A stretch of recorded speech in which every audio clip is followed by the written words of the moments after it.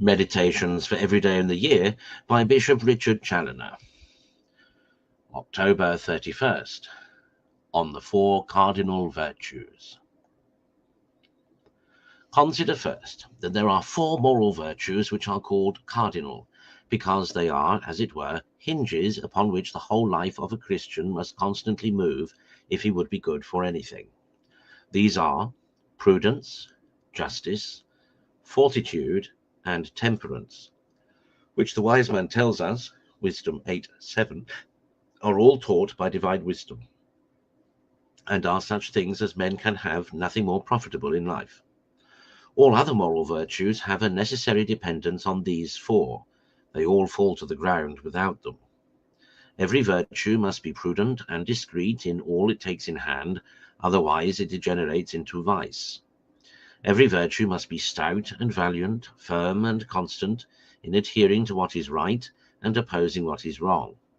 And every virtue must be sober and temperate, lest it exceeds the bounds of due moderation prescribed by right reason and religion. But oh, what treasures of virtues do they possess that have acquired these 4 principal ones? These will effectually arm them against all vices. Consider, secondly, that Christian prudence is a virtue which teaches us in all things what is good and what is evil, what is right and what is wrong, and what ought to be done and what ought to be left undone in all occurrences of life. 'Tis a virtue that directs all our words and actions in such a manner as that we neither decline out of the way or offend ourselves, nor give occasion to others to offend, but ever setting before our eyes our great business and last end, makes always a proper choice of the means that are to bring us to this great end, and apply them accordingly. 'Tis a virtue that directs all other virtues, combining them all by the proper choice of the means that are to bring us, combining them all by the royal middle way of our great King, that they may not go aside by excess or defect, either to the right hand or to the left.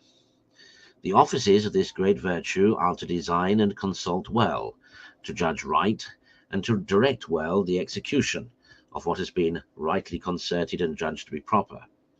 In all which it is helped, indeed, by the remembrance of things past, by the understanding of things present, by the forecasting of things to come, by reasoning, attention, caution, and circumspection. But all this with dependence on divine grace, and not on one's own industry, and with a continual application to our Lord by frequent and fervent prayer for his light and assistance, without which our prudence will avail us nothing. Consider, thirdly, the offices of the other 3 cardinal virtues and the excellence of them. Justice tenders to every one his due and wrongs no one. It renders to every one his due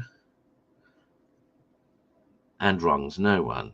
It teaches how to restrain every thought, every desire, every act of the will, every judgment, every word, every action, and every omission too, that any ways tend to injure one's neighbor, or that do not rightly square with that great principle of morality. Do as thou wouldst be done by. And with regard to God, who has the most undoubted right by all manner of titles to our whole being and to all our service, it obliges us before all things to dedicate our whole hearts and souls to him by worship and love. Then fortitude arms the soul with invincible courage in her warfare against her spiritual enemies, and gives her strength and constancy to enable her to overcome all fear or dread of any of those evils which she may be exposed to in her moral pilgrimage, for doing her duty, and resolution to suffer everything rather than to sin.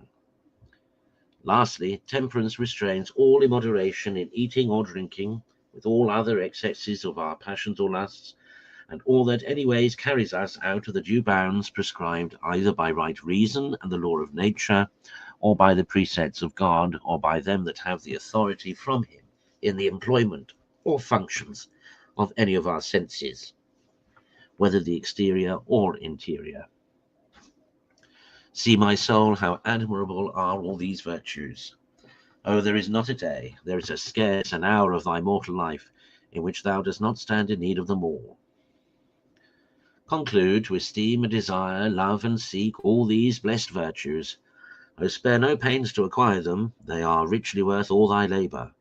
But ever remember whose gifts they are, and what they must come to thee by fervent prayer.